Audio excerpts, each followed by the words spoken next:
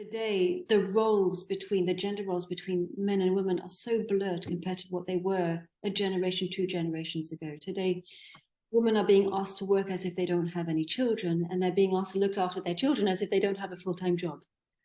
So for me, the New World, the States and Canada are very good at really promoting women. Certain sectors such as IT are still very, very masculine dominated. At that time, a woman can be very valuable, especially in leadership roles, by influencing maybe potential clients or potential other female consultants, etc., to create a successful working environment. Hello, everybody, and I'd like to introduce you to Felicity Paroissien. I hope that I pronounced that correctly, who is our latest guest in our podcast series. And Felicity will be talking about female empowerment, which is quite a wide topic, and I know she has some interesting ideas. So Felicity, thank you very much for joining us. And perhaps you can start off by introducing yourself. Thank you, Ivor. It's an absolute pleasure to be here with you today. Thank you for this opportunity. My pleasure. Thank you. So hello, everybody, wherever you are in the world. It's a pleasure to be connecting with you today. My name is Felicity. I am a former osteopath, so I've got a background in sciences and medical knowledge. And recently, a few years ago, I decided to change career, and I'm now a life coach predominantly for English-speaking people in the UK, in the States, and in Australia. Okay, and so if we could talk a little bit about female empowerment, and I think you're better placed than I am to discuss this. So first of all, what is your definition of female empowerment? For me, female empowerment would be really giving women the same opportunity as men in today's society. So that is giving them the same level of protection, be it social protection, be it economic protection, be it physical protection, be it educational protection. It is a woman who is completely within her power in order to be able to make her own decisions in life, whether she's single, married, divorced, whatever her status is. It's really a woman who's able to be at her fullest potential in every way as much as a man today. And just to talk about my company, Norman Alex, if you go onto our website, we have a team page, and I'm very conscious of the fact that the team page is basically white males. We have a couple of females, I don't like that word, but a couple of ladies, should we say, a couple of young ladies working for us, one on the business development side, one on the digital marketing side, but we don't have female consultants. We have had in the past, so our team is very male dominant. What should I do to try to redress that? Should I try to have an element of positive discrimination to try and specifically target female consultants in the future? Well, that's a very good question. I mean, I do remember when I was looking at your website, that was the first thing that struck in my mind, was the fact that I did see these lovely looking gentlemen all in suits and ties on the page. And then right at the very bottom, there were these lovely ladies who were there. And like with everything in life, there needs to be a good balance. There needs to be a good flow of energy, be it masculine versus feminine. So in answer to your question, I would definitely prioritize going out there to find the right fit for the company in terms of a woman. It would need ideally be a woman, but it also would need to be the right fit. So have the same skill sets as these fellows, but a lady who can have the same skill sets would be very valuable for the company and create that beautiful dynamic of masculine versus feminine, that balance. And going back to what we were saying a little bit earlier on, an empowered woman, so somebody who is socially protected, even protected in her career and valued, protects also her family. If they say she's married, it would also protect her family. A strong woman is able to have a strong family and have a strong place in society. And women who feel as valued as men in the workplace create strong women at home as well. No, I fully believe that. But do you believe in positive discrimination? Do you believe that companies should have a strong balance, a 50-50 balance, which is sometimes what companies are asked to do on the board or in the workforce, a 50-50 balance between men and women. Is that something that's realistic, and is that something that's desirable? For me, it's realistic, absolutely. And yes, to answer your question, I do believe in that positive discrimination for women. Two candidates, both with the same skill sets, predominantly your company is 95% men. A woman would have her place, her role. Let's say one of the candidates is a woman with the same skill sets. Of course, giving her first pickings, first choice to be part of that company, the opportunity to be part of your company. Absolutely. But there are certain countries where I believe that companies that don't reach the balance in terms of male, female, in terms of certain minorities, can actually be fined or can have certain punishment. Do you believe in that, or do you think it can be counterproductive? If a company is going against, so-called against the rules because they're not prioritizing a woman over a man with the same skill sets, I think the most important thing is to understand what is it in that company which is going against those rules. As a business is a reflection of the person who's created that business. What is it in that person on a deeper level which is creating a scenario where he's favoring men? Possibly he or she is favoring a team of men versus creating that balance. And also, what is also to look at the skill sets of those men versus those women.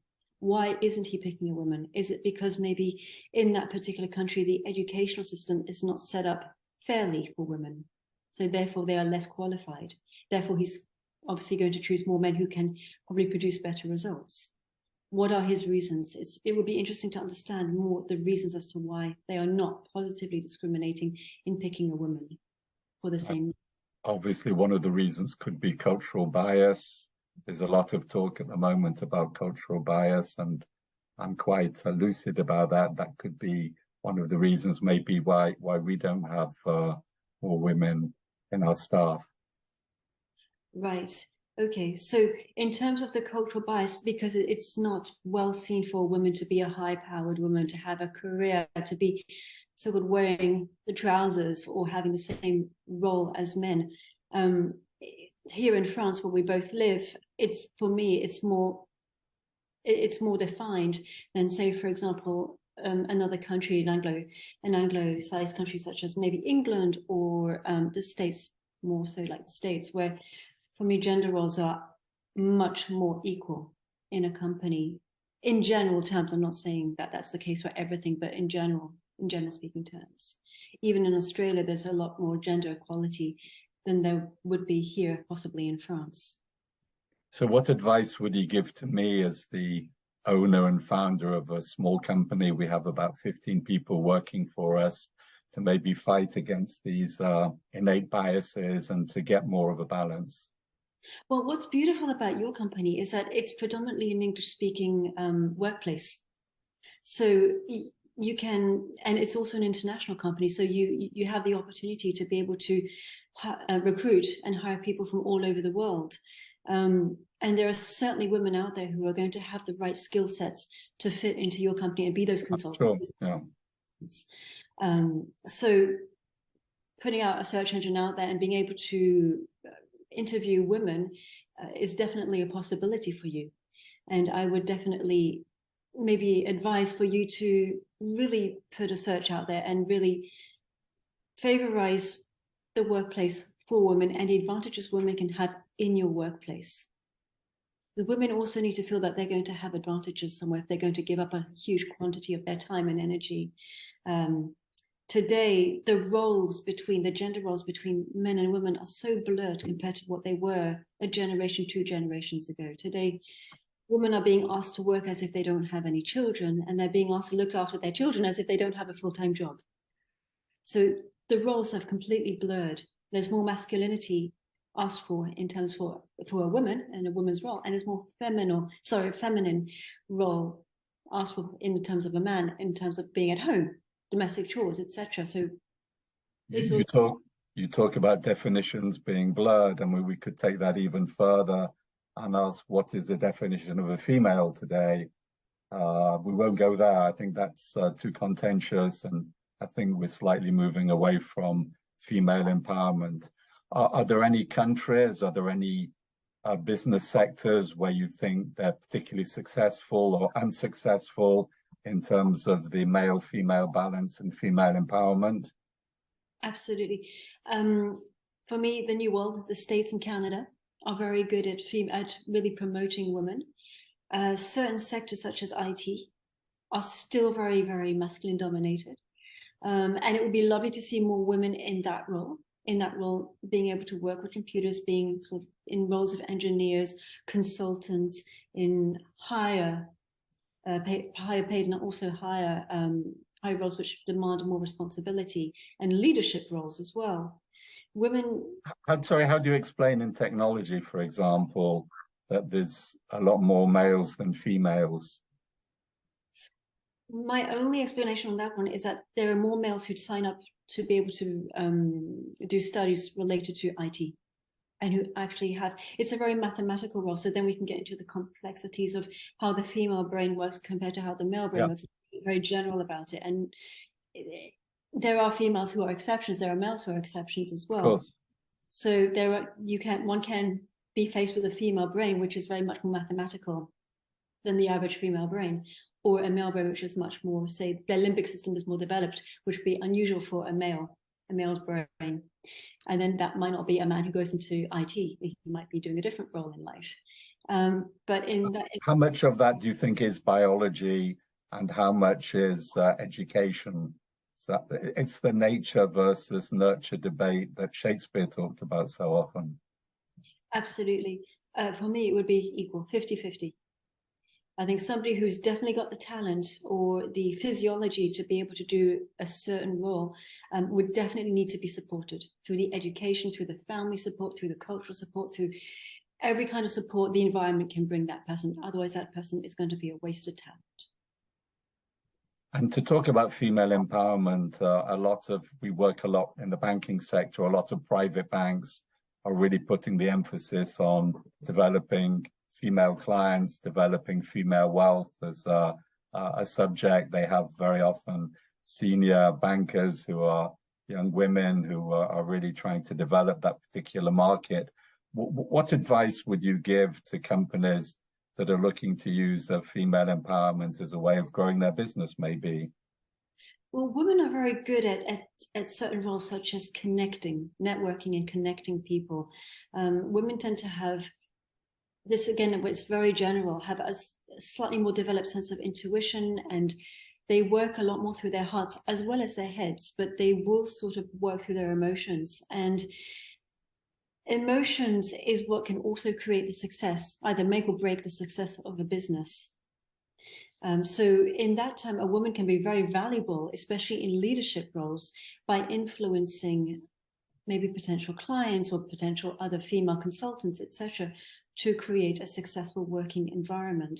So it's not just the hardcore aspects of the business, but it's also got the more rounded aspect of the business. And I think in the financial sector, in banking, like in every business, you're dealing with people. You're dealing with people, and especially with money, it's so highly charged in energy and emotion. You're dealing with people.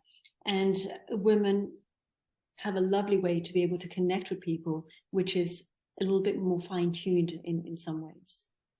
And do women have a different relationship with money to men?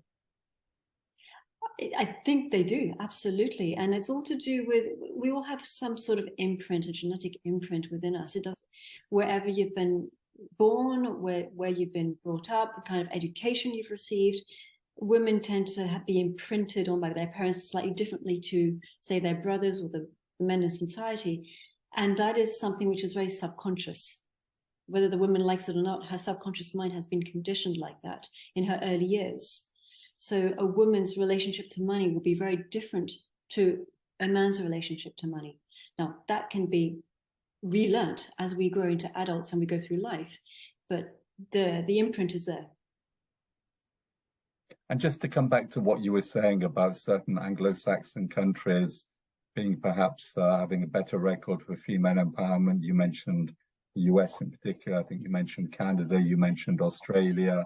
I think you also mentioned the UK. In the UK, there have been a certain number of female prime ministers, whereas in the other countries, as far as I know, we haven't had a female prime minister or a female president. Did you have any explanation for that? My only explanation is that for me, the UK represents a very equal opportunities environment.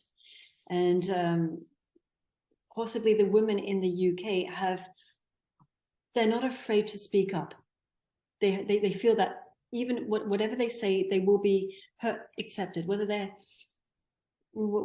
agreed with or not. At least they have the ability to be able to say something and not have the fear of being judged the way possibly another country might be able to judge. It might be a little bit harsher in the US for a woman to speak up, even though there is a movement of female empowerment. It might be a little bit harsher here in France for women to speak up, whereas in the UK, maybe that's not as much the case. Because again, it's quite interesting. You mentioned France. A lot of people associate France with Southern Europe. You have Italy and Southern Europe. A lot of people would think that female empowerment in Italy was maybe a certain way behind the Anglo-Saxon countries. And yet they have, for the first time, a female prime minister, which I think is quite interesting. Do you think there are do you think that there are lessons that the political world can perhaps learn from the corporate world, or is that too easy as a statement? I think every world can learn from each other. Every world can learn from another world. We can never stop learning. So in answer to your question, yes. And I think also that as much as women can learn from men, men can also learn from women, even in the workplace, even with managing money, even with a relationship to money, even with anything which might be a little bit more seen as masculine dominated, because women have a different take on things. And what's beautiful is to be able to have the complementary aspect of things, to be able to see it from one's point of view, but also to be open-minded enough to be able to see it from somebody else's point of view. Doesn't mean you have to agree, but at least to be able to have the level of consciousness to be able to be open to it. And the same with the political and the business world, for each world to be open to each other. And can you maybe to finish, can you give me an example that's inspired you in terms of maybe a country and what they've done for female empowerment, or a company or a sector of activity? Is there any specific example that you can give us where you think they've got it right? Yeah. Well, again, I'm going to go back and allude to the US. I think that in what I'm doing at the moment in terms of coaching, there are some phenomenal coaches who are men in the US, obviously. Very, very high quality coaches, but also at the moment there's a trend which is going into more female, more like women going into the coaching business as well. And for me, it's absolutely beautiful to watch these women really sort of let themselves go and be able to express themselves without the fear of being judged, without the fear of not being able to speak up and say what it is they truly would like to say, or bring out into the world, create into the world. And there's a huge trend at the moment, especially to do with the financial side of things, with women who are teaching women teaching other women on how to become financially independent and how to be able to have that flow and abundance in the financial sector. And that is beautiful. I mean, a generation, 2 generations ago, that probably would never have existed. Mm-hmm. It does. And where does that come from predominantly? The US. I'm hoping that here it's going to be with maybe not right away, but within a few years, maybe a decade or two, the trend is going to come here as well, into Europe. So the US would be your role model in terms of what we're talking about? In terms of this particular coaching business, absolutely, yes.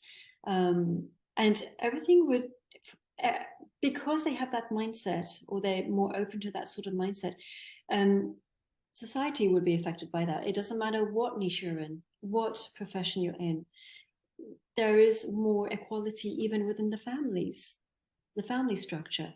Everything starts off with the family structure anyway, even if you go into business afterwards, or you become a coach, or whatever it is you decide to become, everything starts with how you feel in your family and how each woman and how each man feels within their family structure. Okay, well, thank you very much for those insights, Felicity. And we'll put a link below so that people can contact you by email if they want to have more information about your very interesting activities. And I look forward to continuing the discussions with you off the podcast when we meet again. Thank you very much indeed. Thank you, Igor. Thank you very much. It was a My pleasure. pleasure. Bye.